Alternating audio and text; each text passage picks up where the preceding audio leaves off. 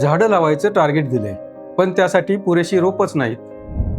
फाईलीतल्या आकड्यांची झाडं दरवर्षी सुकतात. मातीतली झाडच पावसाला बोलवतात. फोटोसाठी झाडं नकोत. वृक्षारोपण ही संस्कृती झाली पाहिजे.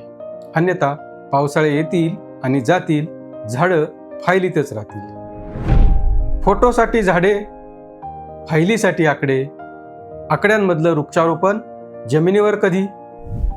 नमस्कार, मुद्दा जनतेचामध्ये आपलं स्वागत. हवामान बदलावर मात करण्यासाठी आपल्या सरकारनं हरित महाराष्ट्राचं स्वप्न पाहिले. ही एक चांगली संकल्पना आहे. दरवर्षी पावसाळा आला की झाडं लावण्याची मोहीम सुरू होते.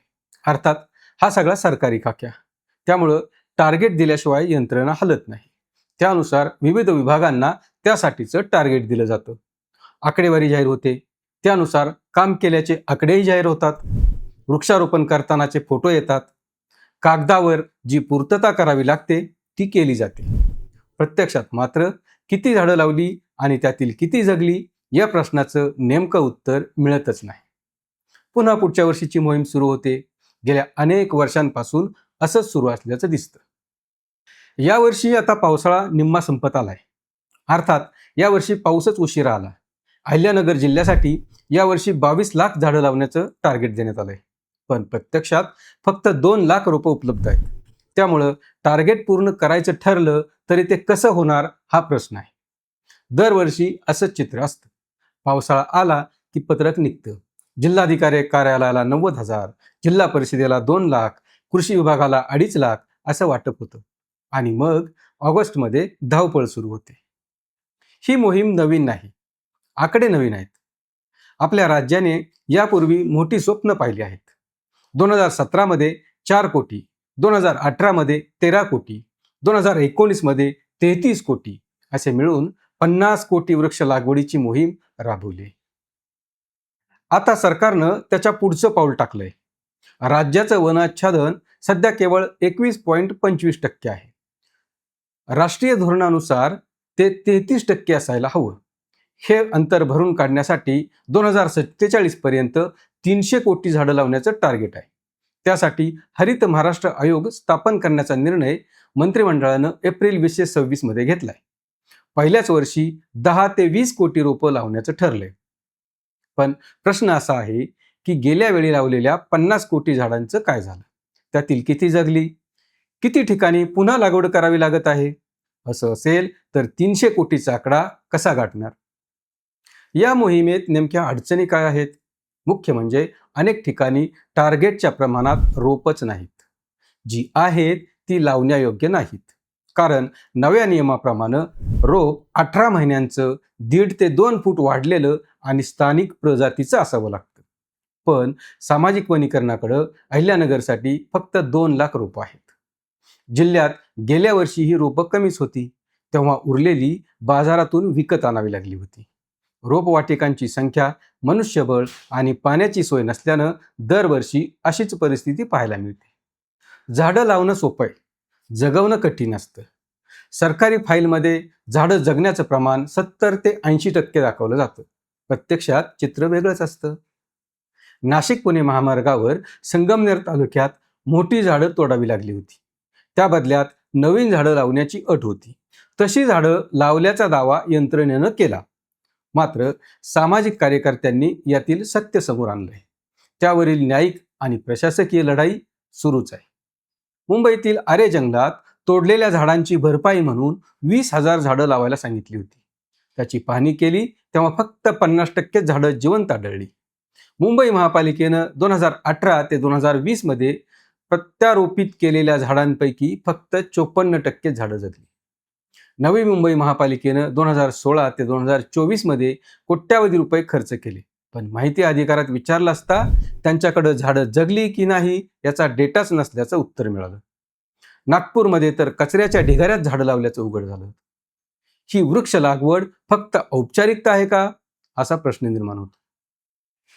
याचे कारण म्हणजे लावलेल्या झाडांची योग्य काळजी घेतली जात नाही.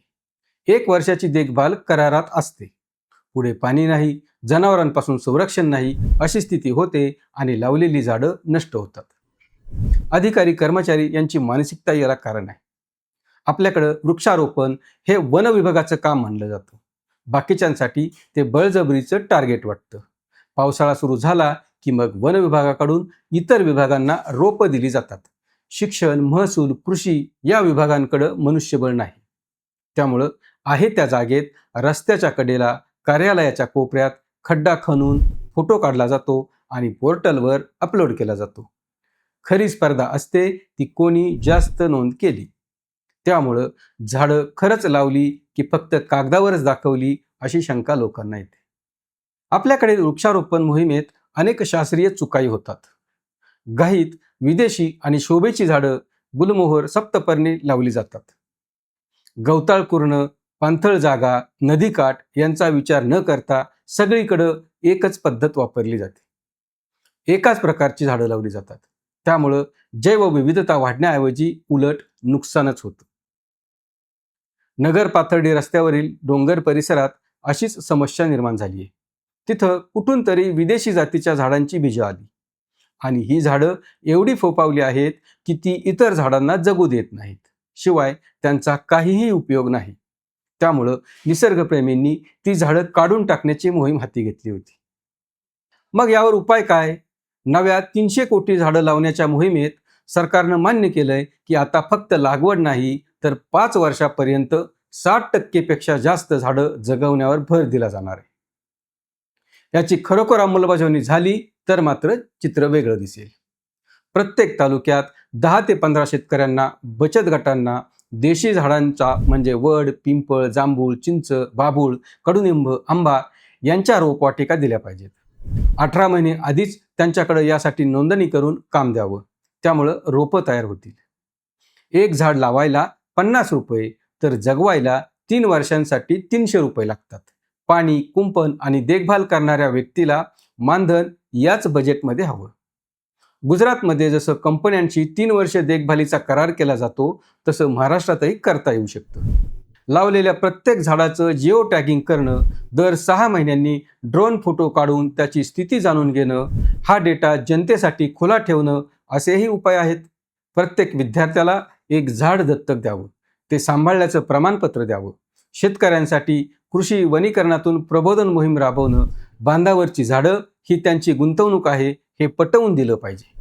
फळझाडं, चारा झाडं अशी रोपं शेतकऱ्यांना दिली तर ते नक्की लावतील आणि जोपासतीलही. गाव पातळीवर वृक्षदूत नियुक्त केले पाहिजेत. 2019ला 1 कोटी वृक्षदूत नेमण्याची योजना होती. ती फक्त कागदावरच राहिली. ग्रामपंचायतीला जे अनुदान द्यायचं ते झाडं जगली तरच द्यावं. कंपन्यांना CSR मधून यासाठी प्रोत्साहन द्यावं.